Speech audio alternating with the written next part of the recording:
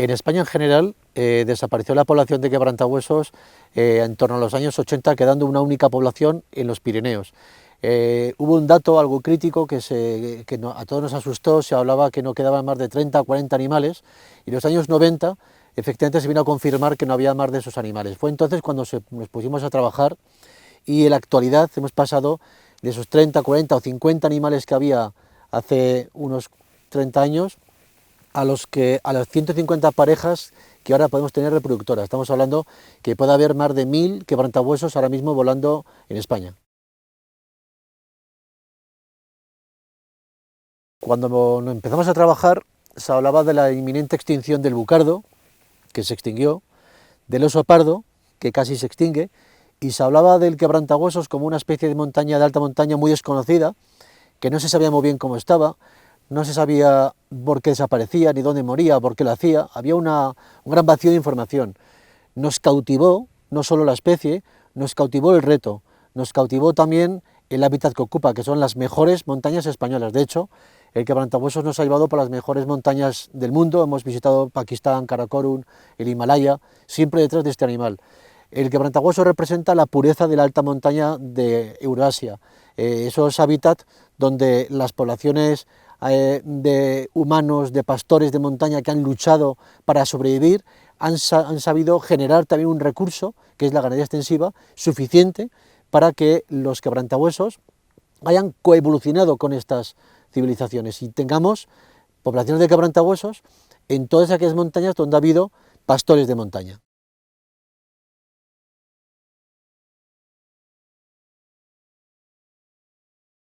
El quebrantahuesos ocupa la alta montaña española, la alta montaña europea, donde todavía persisten algunas amenazas importantes como son el veneno, los tendidos eléctricos y la colisión. Tenemos casos de todo. Hemos encontrado quebrantahuesos muertos por colisión, golpes con tendidos eléctricos y electrocuciones. Quizá el factor de mortalidad más preocupante y el que no debería nunca suceder es el veneno. El veneno está prohibido en España por ley, es un delito, está perseguido, pero sin embargo todos los años no solo quebrantahuesos, sino muchas especies aparecen muertas por este motivo.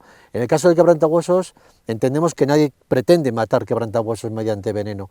Es una víctima indirecta de la persecución que hay contra los grandes carnívoros, lobo, zorros y osos, fundamentalmente el lobo, que es el que de alguna manera es el blanco de todas las iras que hay contra los grandes carnívoros, ¿no? El quebrantahuesos ocupa esos cebos dispersos al azar que quedan por el campo para estos carnívoros, y el quebrantahuesos muere por veneno, lo lleva haciendo muchos siglos y fue posiblemente la causa de extinción en España el pasado siglo XX.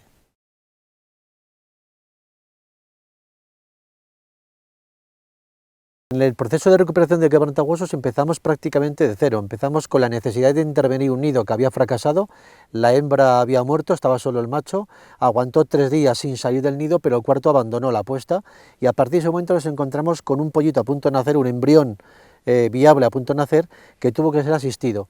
Se improvisó al principio, nos documentamos, pero luego hemos ido de alguna manera dándonos cuenta que donde estaba la solución era en el campo. Se han echado muchas horas de campo, muchas horas de observación directa. Los compañeros de Pirineos han dedicado muchísimas jornadas de campo y muchos fríos a documentar cómo se hace ese proceso de incubación. Hay que comprender que esta es la única ave de España que empieza a criar en el mes de diciembre o el mes de enero, que incuba 36,8 o 37,2 en esa horquilla, y lo incubará durante 53 días, a veces a 2000 metros de altura, cuando las condiciones ambientales pueden ser 10, 12, 15 bajo cero. El contraste térmico es impresionante, y de tal manera que reproducir eso en cautividad en nuestras máquinas, bueno, pues ha sido un reto. En la actualidad, prácticamente el 100% de los animales que entran embrionados, los huevos embrionados, conseguimos que evolucionen o que se críen con éxito. Una de las técnicas que empleamos para poder documentar con rigor cómo es ese proceso de incubación consiste en la sustitución, cuando hacemos el rescate de estos embriones, de estos huevos que fracasan, que van a morir, previa autorización del Gobierno de Aragón, que es en este caso el que está donando estos animales, y con la intervención de los agentes forestales o de la Guardia Civil de Montaña, que es el que ejecuta ese rescate tan delicado y tan técnico. Se sustituye ese huevo en situación crítica, a veces ya llegamos tarde y ya está muerto, y se sustituye por un ordenador, un data logger que tiene forma de huevo. Es un huevo encapsulado con una serie de sensores, pintado exactamente igual, que los adultos cuando van al nido lo aceptan, que incuban y que durante el resto de días de incubación que quedaba en el proceso natural siguen atendiéndolo. Este ordenador registra, almacena toda la información referida a temperatura, a rotación, a incubación, suficiente información para luego rescatarla, transformarla a cuadros estadísticos y poder tener en nuestras máquinas de centro de incubación el mapeo exacto de a qué temperatura tenemos que incubar, con qué condiciones, cuándo hay que rotarlo, etc.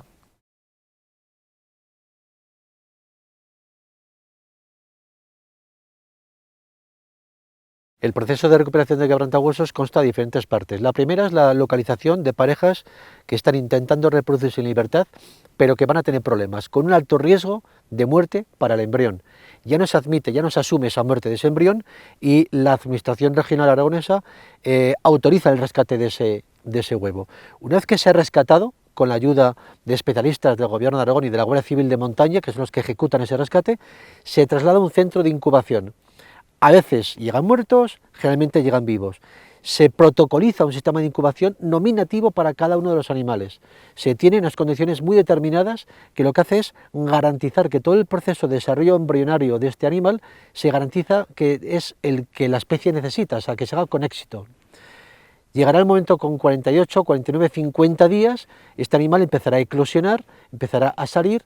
A partir de este momento es cuando nos enfrentamos cara a cara con ese pollo de quebrantahuesos huérfano, porque sus padres se han quedado en el campo, y cuyo destino es la naturaleza, tiene que volver a la naturaleza. Para ello se ha desarrollado un mecanismo de cría, un etograma de cría, que lo que hace es acompañar el crecimiento de este animal en diferentes fases sin que en ningún momento nos vea ni nos oiga a nosotros, creando a su alrededor unas condiciones de confort lo más parecido posible a lo que sucede en libertad, en el campo. Pasarán 30 días en el centro de cría de Zaragoza. Cuando sean termocompetentes, que ya sean capaces ellos de levantarse y de mantener su cuerpo caliente, los vamos a trasladar al Parque Nacional de Ordesa y Monteperdido. Allí los tendremos en torno a 60-70 días en condiciones de exposición directa a otros quebrantahuesos en libertad.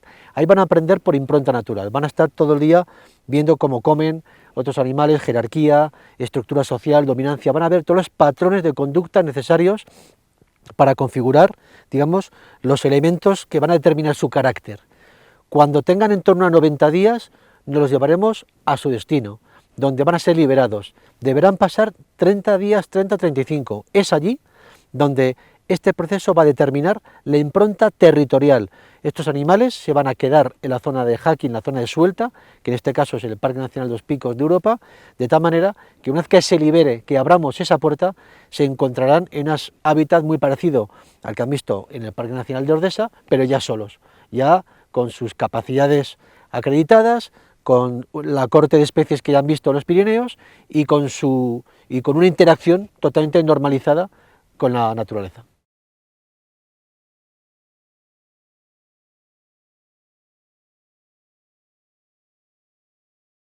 Los quebrantahuesos que criamos son huérfanos, responden a un proceso de cría artificial, está muy pautado, está muy medido y es muy prudente. De tal manera que empezamos criando muy pocos animales para ver cómo se comportaban y cómo se conformaba su personalidad, su capacidad de relación con el medio.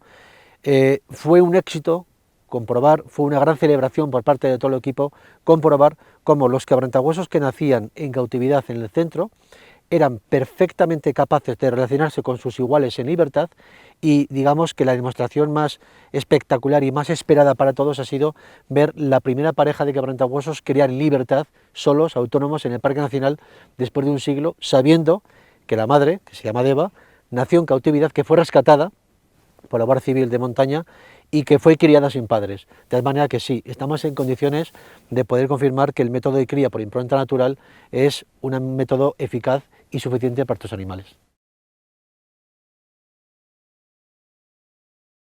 Hasta el momento, cada año se viene a intervenir entre 3 y 7 parejas, lo cual nos da un volumen total de unos 50 animales recuperados. De estos 50, unos 8 o 9 no estaban sin embrionar, estaban muertos.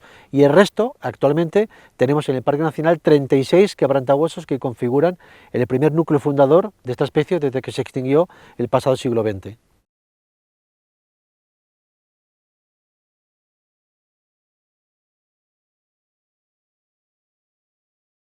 El mérito de la recuperación del quebrantahuesos es del equipo de personas, de compañeros, de toda la gente que ha estado detrás, y es el resultado de una enorme ilusión y una enorme convicción de que estábamos siendo útiles para la especie. Hay como un ruido de fondo que siempre nos acompañaba y era que lo que hagamos sea útil para la especie.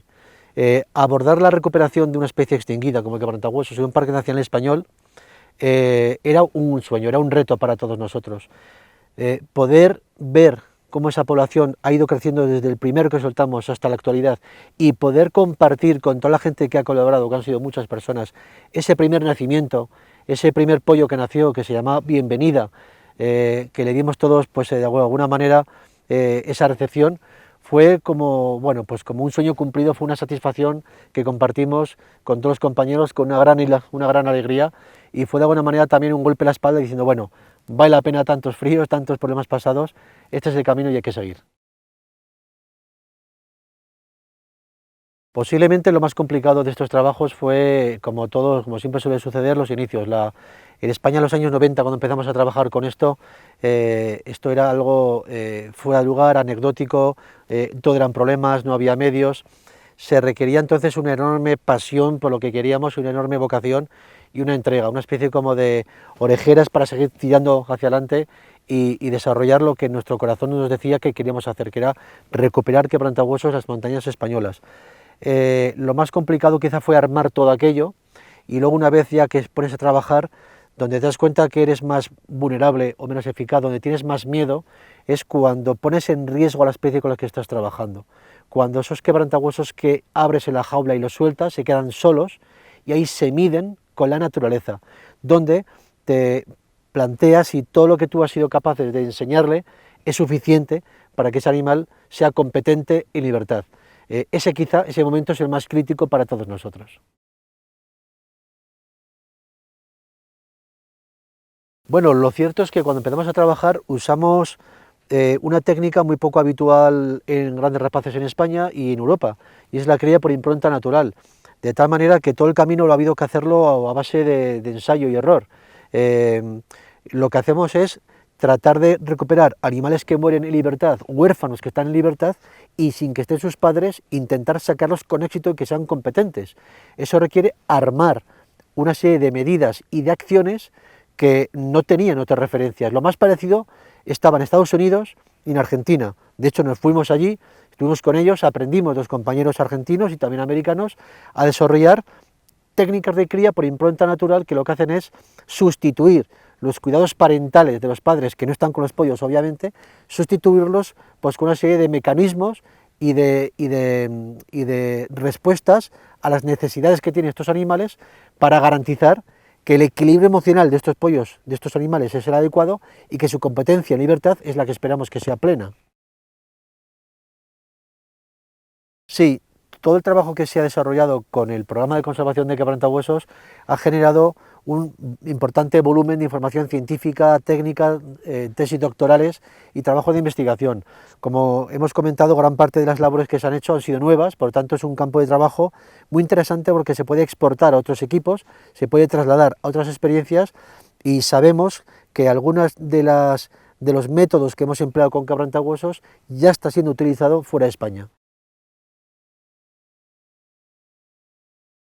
Compartimos gran parte de los métodos que usamos en el seguimiento de las aves con tecnología satelital, en el contraste de información, pero el quebrantahuesos tiene una particularidad, y es que habita en alta montaña, entonces a veces no es fácil encontrar especies análogas con las que puedas comparar o ensayar métodos similares. Estamos hablando que esta especie está prácticamente todo su ciclo reproductor y su ciclo ecológico por encima de 1500 metros de altura, donde hay muy pocas rapaces o muy pocas especies similares. Yo creo que el reto que tenemos en la actualidad es demostrar y demostrarnos que todo esto que hemos hecho vale la pena.